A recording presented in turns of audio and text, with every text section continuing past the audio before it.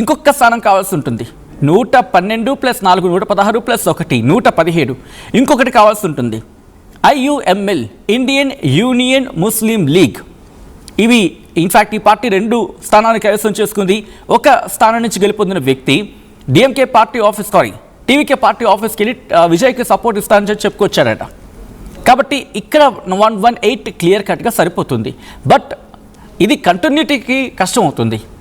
అంటే ప్రభుత్వాన్ని కంటిన్యూ చేయాలంటే ఫర్ సపోజ్ ఎప్పుడైనా యాంటీ ఇన్కంబెన్సీ అనే ఇష్యూ ఎక్కడో చోటు ఉంటుంది, లేకపోతే కొత్తగా వచ్చిన పార్టీ కావచ్చు, కొత్త అసంతృప్తులు ఉన్నాయనుకోండి, ఒక 4-5 బయటికి వెళ్ళిపోయారు అనుకోండి, ప్రభుత్వం కూలిపోతుంది, మళ్ళీ మెజారిటీని ప్రూవ్ చేసుకోవాల్సి ఉంటుంది అసెంబ్లీలో.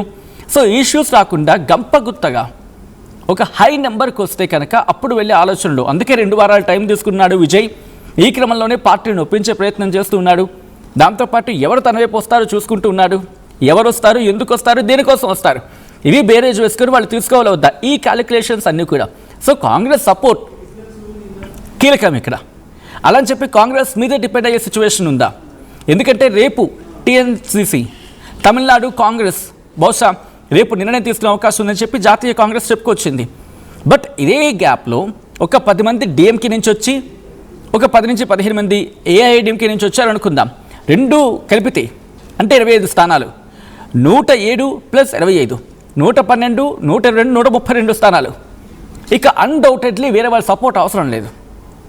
ఇప్పుడు డిఎంకే నుంచి ఏఐడిఎంకే నుంచి స్వతంత్రంగా వాళ్ళంతా వాళ్ళు బయటకు వచ్చేసి విజయ్తో చేతులు కలిపితే, సో అప్పుడు కూడా ఐఎన్సీ సపోర్ట్ ఇచ్చింది అనుకుందాం, పార్టీ సపోర్ట్ ఇచ్చింది అనుకుందాం, 5 కలిసిపోయారు అనుకుందాం. సో అప్పుడు 137 స్థానాలు అంటే ఇంకా అన్డౌటెడ్లీ మ్యాజిక్ ఫిగర్ని దాటి ఎక్కడ ఉంటాడు కాబట్టి ఇంకా భయం ఉండదు.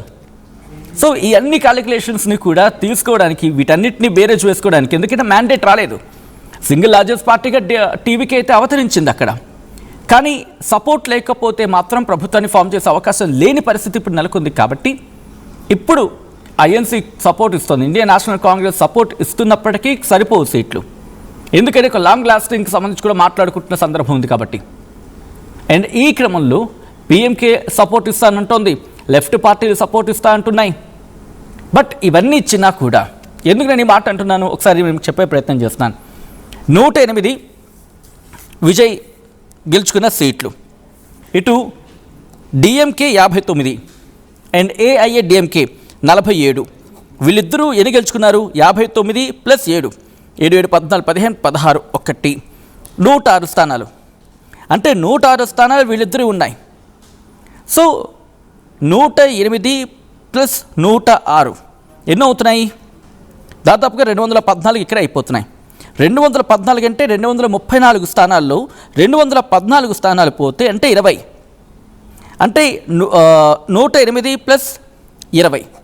విజయ్కి 108 స్థానాలు వచ్చాయంటే ఒకటి కూడా కోల్పోయాడు, అంటే ఒకటి డిజిగ్నేషన్ ఇవ్వాల్సి ఉంటుంది కాబట్టి 107 ప్లస్ పోనీ 21 అనుకుందాం, పోనీ 20 అనుకుందాం. ఎంత? మొత్తం 127 మెజారిటీ వచ్చేస్తుంది. అయినప్పటికీ కూడా బట్ గతంలో విజయ్ చేసిన స్టేట్మెంట్ చూద్దాం. కాంగ్రెస్ విషయంలో విజయ్కి ఇంట్రెస్టింగ్ స్టేట్మెంట్ ఇచ్చాడు. అసలు విజయ్ ఏమన్నాడు చూద్దాం. சில பல கோடிகளை கொடுத்து நம்ம தமிழ்நாட்டு காங்கிரஸை பையில போட்டுக்கிட்டாங்க. யாரு? ஸ்டாலின் சார். ஆனா உண்மையான காங்கிரஸ் யாரு பக்கம் நிக்குது? நம்ம பக்கம் நிக்குது. சிறுபான்மை மக்களோட அந்த திமுக சாயம் வெளுத்து போச்சு. இந்த விஜய் நடானா மதச்சார்பற்ற கொள்கையோட உண்மையான ஒரு முகமா இருக்கிறானே, இந்த சிறுபான்மை மக்கள் வேற இந்த விஜய் பக்கம் தானே நிக்கிறாங்க அப்படின்ட்டு இந்த திமுகவுக்கும் பாஜகவுக்கும் என் மேல காண்டு. அதுக்காக நாம் என்ன செய்ய முடியும்? இந்த 33 வருஷமா ஒவ்வொரு வீட்டுக்குள்ளேயும் ஒவ்வொரு மனசுக்குள்ளேயும் போறதுக்கு நாம் பட்ட பாடு எனக்கு தானே தெரியும். அதனாலதான் நான் முன்னாடியே சொன்ன மாதிரி கட்சி ஆரம்பிச்சுட்டு ஒவ்வொரு வீட்டுக்குள்ளேயும் நான் போல, ஒவ்வொரு வீட்டுக்குள்ளேயும் போனதுக்கு அப்புறம் தான் கட்சியாவே ஆரம்பிச்சிருக்கிறேன். இது இந்த அரசியல் எல்லாத்தையும் தாண்டி இருக்கிற ஒரு உறவு, கட்சி கிட்சி எல்லாத்தையும் தாண்டி இருக்கிற ஒரு உறவு. இது ஒரு பூர்வ ஜென்ம பந்தம். இது சும்மா இந்த அரசியல் ஆதாயம் தேடுறவங்களுக்குலாம் இது என்னன்னே புரியாது. இது மற்றவங்களுக்கு வேணா எலெக்ஷன், ஆனா இந்த விஜய் கூட நிக்கிறவங்களுக்கும் இது ஒரு இமோஷன். நான் சந்தோஷப்பட்டா மக்கள் சந்தோஷப்படுறாங்க, மக்கள் சந்தோஷப்பட்டா நான் சந்தோஷப்படுறேன். எனக்கு ஒண்ணுனா மக்களுக்கும், மக்களுக்கு ஒண்ணுனா எனக்கும் கண்ணு கலங்கும்.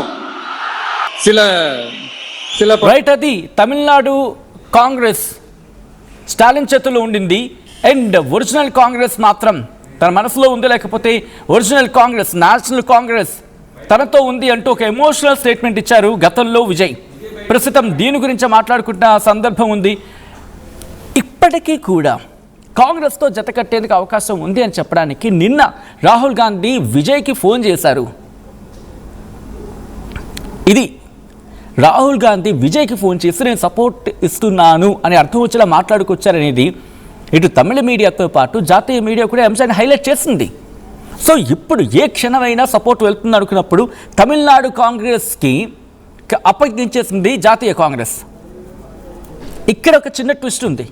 ఇక జాతీయ కాంగ్రెస్, నేషనల్ కాంగ్రెస్ చెప్పిన తర్వాత డైరెక్షన్స్ ఇవ్వాలి, కానీ తమిళనాడు కాంగ్రెస్ చేతులకు వదిలేయడం ఏంటి అంటే అక్కడ ఏమైనా తర్జన భర్జన జరుగుతోందా? ఎందుకంటే డిఎంకేతో కూటమిలో ఉంది అక్కడ కాంగ్రెస్. డిఎంకేతో కూటమిలో ఐ థింక్ 28-30 స్థానాలు తక్కువ మాత్రమే కంటెస్ట్ చేసింది. కాబట్టి 5 స్థానాలు మాత్రమే అక్కడ గెలుచుకోగలిగింది కాంగ్రెస్. అటువంటి తమిళనాడు కాంగ్రెస్ ఇప్పుడు ఏ నిర్ణయం తీసుకుంటుంది? తమిళనాడు కాంగ్రెస్ రేపు ఉదయం లేదు అన్నదనుకోండి, ఇప్పటికీ 4 ఖర్చుకుంటున్న సందర్భం. ఎందుకంటే సపోర్ట్ గతంలో కూడా నేషనల్ కాంగ్రెస్తో టీవీకే జతకట్టే సందర్భం ఉంది అని చర్చ జరిగినప్పుడు తమిళనాడు కాంగ్రెస్సే మోకాలడ్డింది.